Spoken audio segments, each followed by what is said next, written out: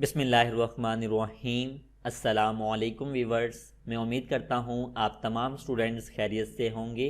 मैं आपका computer science instructor Shahbaz Ali और मैं आपको वेलकम करता हूँ डिजिटल एजुकेशन पर। आज के लेक्चर के अंदर हम डिस्कस करेंगे क्रिएटिंग लिस्ट्स।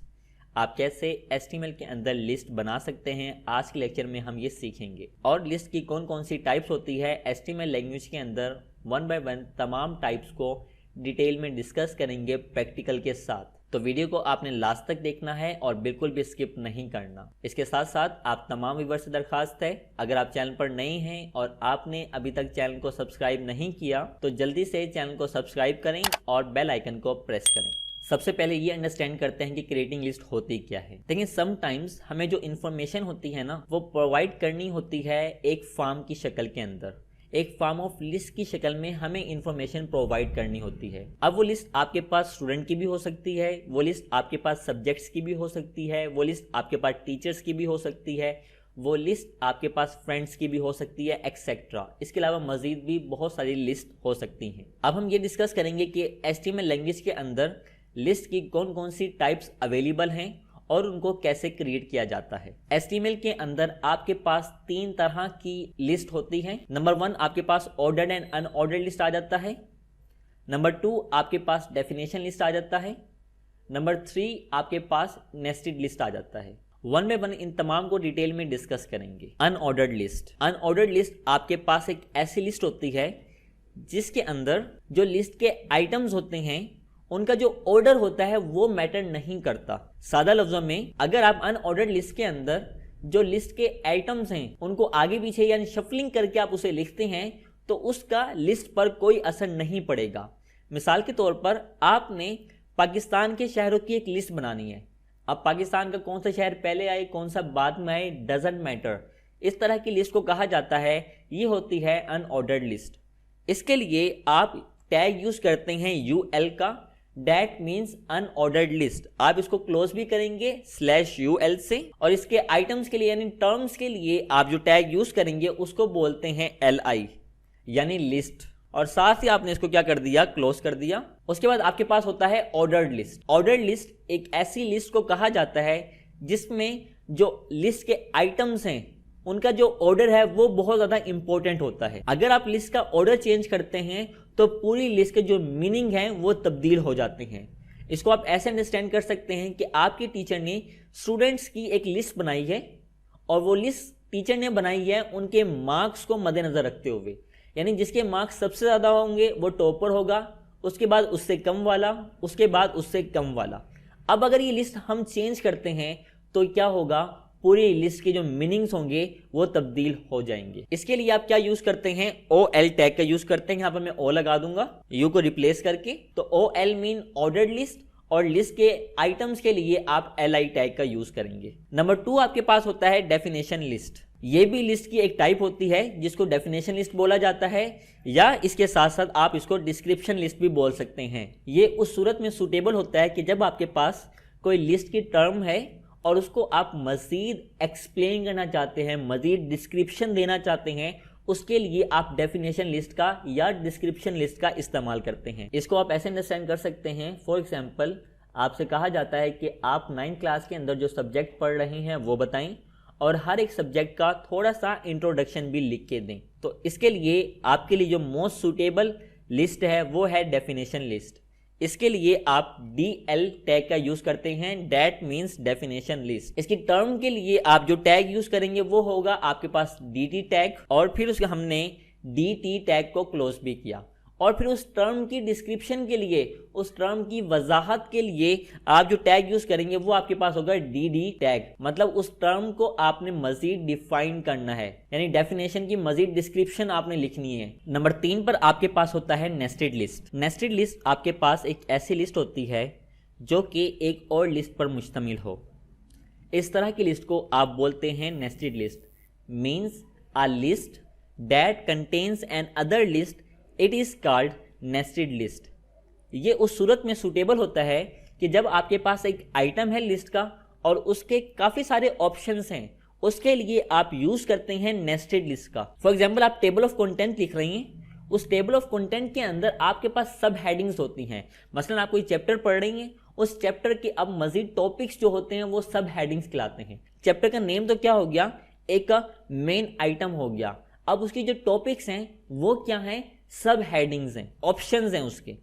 इसके लिए हम यूज करते हैं नेस्टेड लिस्ट का। आइए इन तमाम चीजों को अच्छे से अंडरस्टैंड करने के लिए हम इसका एक छोटा सा प्रैक्टिकल परफॉर्म करते हैं। तो हमेशा की तरह हम आ गए हैं अपने एक ब्लैंक नोटपैड की तरफ। यहाँ पर सबसे पहले हम एक पेज क्रिएट करते हैं HTML के लिए, और आपको पता है सबसे पहला जो टैग यूज करते हैं वेब पेज के लिए HTML के अंदर वो होता है HTML टैग, और साथ के साथ हमने क्या कर दिया, इसको क्लोज कर दिया /HTML। और इसमें जो कुछ भी हमने अपने वेब पेज पर दिखाना है वो हम लिखते हैं अपने बॉडी टैग के अंदर, और साथ के साथ हमने बॉडी टैग को भी क्या कर दिया, क्लोज कर दिया। अब यहाँ पे उन तमाम लिस्ट को वन बाय वन डिटेल में प्रैक्टिकल परफॉर्म करेंगे उनका। उसके लिए हम एक हेडिंग का भी यूज करेंगे।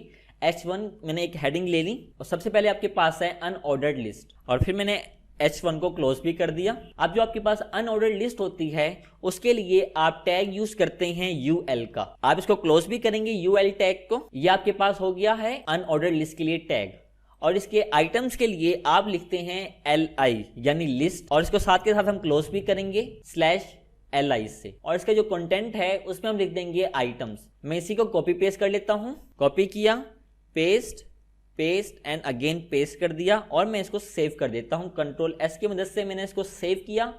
आपके पास एक नई विंडो आ गई है जिसमें आपसे पूछ रहा है कि आपके वेब पेज का नाम क्या होगा। मैं यहाँ पे लिख देता हूँ क्रिएटिंग लिस्ट, साथ एक्सटेंशन लिखेंगे HTML, और उसके बाद टेक्स्ट डॉक्यूमेंट में ऑल फाइल्स पर क्लिक कर देंगे। डेस्कटॉप यहाँ से सिलेक्टेड है और सेव के बटन पर क्लिक कर दिया। आप देखेंगे कि आपके डेस्कटॉप पे एक पेज क्रिएट हो गया है क्रिएटिंग लिस्ट के नाम से। इसको डबल क्लिक करते हैं तो आपके पास ये वेब पेज लोड हो गया है, और साथ ही आपको नजर आ गया है अनऑर्डर्ड लिस्ट, और इसके आपके पास आइटम्स आ गए। आप देख सकते हैं इनकी कोई आपके पास खास तरतीब नहीं है, आप जब चाहें इनको तब्दील कर सकते हैं। यहाँ पे आप देखें कि अगर ये नंबर 1 है, इसको 2 कर दें, 3 कर दें, तो इसका लिस्ट के ऊपर कोई फर्क नहीं पड़ता। इसी तरह आपके पास होती है ऑर्डर्ड लिस्ट। मैं इसी में थोड़ी सी चेंजिंग कर देता हूं। ये आपके पास ऑर्डर्ड लिस्ट हो गया, और यहाँ पे आप UL टैग की जगह यूज कर लेंगे OL टैग। तो यहाँ पे भी आपके पास OL टैग हो गया, दैट मीन्स ऑर्डर्ड लिस्ट। मैं इसको सेव करता हूं और इसको रिफ्रेश करते हैं, तो आप ये देखिएगा ये आ गया 1 2 3 4। सेम ऐसे ही आप यहाँ पे कोई नेम्स भी दे सकते हैं, जिस तरह हमारे पास हो गया वसीम, आपके पास एक नेम हो गया है, आपके पास अली एक नेम हो गया है, आपके पास एहसन एक नेम हो गया है, आपके पास अहमद एक नेम हो गया। इसको सेव किया और यहाँ पे इसको रिफ्रेश करते हैं। ये देखें अब आपके पास नेम्स की एक लिस्ट आ गई है। अब नंबर 1 पे वसीम है, 2 पे अली है, 3 पे एहसन है, 4 पे अहमद है। अभी आपके पास स्टूडेंट की मार्क लिस्ट भी हो सकती है, जिसमें टीचर ने स्टूडेंट की लिस्ट बनाई है उनके मार्क्स के हवाले से। जिसके मार्क्स ज़्यादा हैं वो टॉप पर, यानी वसीम के मार्क्स ज़्यादा हैं, उसके बाद अली के, उसके बाद एहसन के, और उसके बाद अहमद के। तो इस तरह की लिस्ट को बोलते हैं, ये आपके पास कहलाती है ऑर्डर्ड लिस्ट। देन आपके पास जो नेक्स्ट है वो आपके पास है डेफिनेशन लिस्ट, जिसको आप डिस्क्रिप्शन लिस्ट भी बोलते हैं। डेफिनेशन लिस्ट के लिए आप यूज करेंगे DL टैग का, और साथ ही आप इसको क्लोज कर देंगे DL टैग को स्लैश की मदद से। ये आप उस सूरत में यूज करते हैं कि जब आपके पास एक टर्म है, एक आइटम है, उसकी मजीद डिस्क्रिप्शन के लिए आप यूज करते हैं DL टैग का। तो इसकी टर्म्स के लिए हम ले लेते हैं यहाँ पर DT टैग, इसको क्लोज कर दिया, और पहली टर्म हम यहाँ पे लिख देते हैं जिस तरह आपकी किताब में लिखी हुई है कॉफी। उसके बाद आप इसको मजीद डिफाइन करना चाहते हैं, मजीद वजाहत करना चाहते हैं कि कॉफी कौन सी, उसके लिए आपने DD टैग यूज किया, और साथ ही इसको क्लोज कर देते हैं, और इसके अंदर हम लिख देते हैं black hot drink.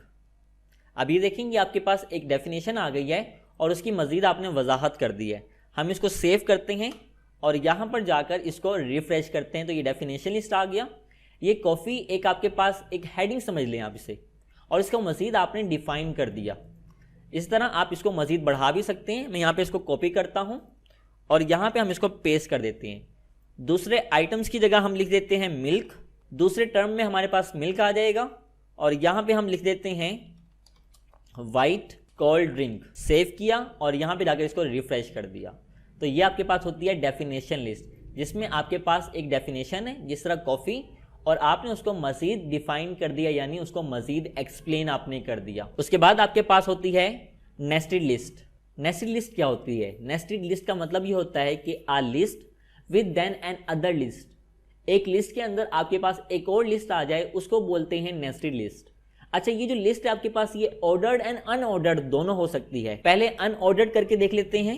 UL tag, again UL tag slash की मदद से। उसके बाद यहाँ पे हम इसका एक आइटम दे देते हैं लिस्ट का li की मदद से, और यहाँ पे हमने फिर इसको क्लोज किया li से, और साथ के साथ हमने इसको क्या कर दिया, एक आइटम हमारे पास आ गया जिस तरह टी आ गया। अब आप टी को मजीद एक्सप्लेन करना चाहते हैं, टी को मजीद बताना चाहते हैं कि टी कौन सी है, वो ब्लैक कॉफ़ी है या ग्रीन टी है, तो इसके मजीद ऑप्शंस आ गए हैं। टी तो एक मेन चीज़ आ गई है ना, उसके ऑप्शंस आ गए हैं। तो उसके लिए आप क्या कर रही हैं, एक और लिस्ट बना रही हैं। तो मैं इसके अंदर ही लिख दूंगा यूएल टैग, साथ क्लोज कर दिया स्लैश यूएल। उसके बाद इसके लिस्ट में आपके पास आ जाएगा li टैग यूज़ किया लिस्ट के लिए, और आपके पास पहला पॉइंट आ गया, यानी पहला ऑप्शन आ गया है ब्लैक कॉफ़ी, क्लोज किया हमने इसे।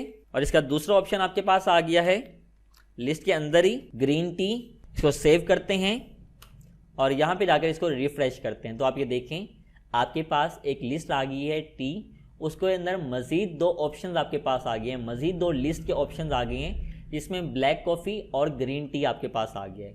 इसके मज़ीद जो आउटर लिस्ट है, यानी बाहर वाली जो लिस्ट है, उसके अंदर आप मज़ीद आइटम्स भी ऐड कर सकते हैं। आप यहाँ पे देखें कि ये आपके पास आ गई है एक लिस्ट, और उसके अंदर आपने एक और लिस्ट लिख दी है, जैसा कि यहाँ पे आपको नजर आ रहा होगा, ये वाली a list with another list. आप देख सकते हैं एक लिस्ट के अंदर एक और लिस्ट आ गई है। आप दोनों के आइटम्स जब चाहें बढ़ा सकते हैं। तो इसका एक और आइटम हमारे पास आ गया, li के जरिए हमने लिया यहाँ पर, और आइटम में हम लिख देते हैं कॉफ़ी, और यहाँ पे दूसरे आइटम में हम यहाँ पे लिख लेते हैं मिल्क। अब आप चाहें तो इनको भी मजीद एक्सप्लेन कर सकते हैं। तो हम यहाँ पे इसको सेव करते हैं और यहाँ पे इसको रिफ्रेश करते हैं, तो आप ये देखें कि आपके पास एक लिस्ट आ गई है जो मुश्तमिल होती है एक और लिस्ट के अंदर। इस तरह की लिस्ट को बोलते हैं नेस्टेड लिस्ट। तो प्यारे बच्चों, ये था हमारा आज का लेक्चर। मैं उम्मीद करता हूँ कि मेरा आज का लेक्चर आपको पसंद आया होगा और इससे आपकी काफ़ी हेल्प हुई होगी। अगर मेरा आज का लेक्चर आपको पसंद आया है और इससे आपकी हेल्प हुई है तो वीडियो को लाइक करें, अपने तमाम फ्रेंड्स के साथ इसको शेयर करें। मुझे अपनी दुआओं में याद रखिएगा। मेरी अगली वीडियो तक के लिए अल्लाह हाफिज़, टेक केयर।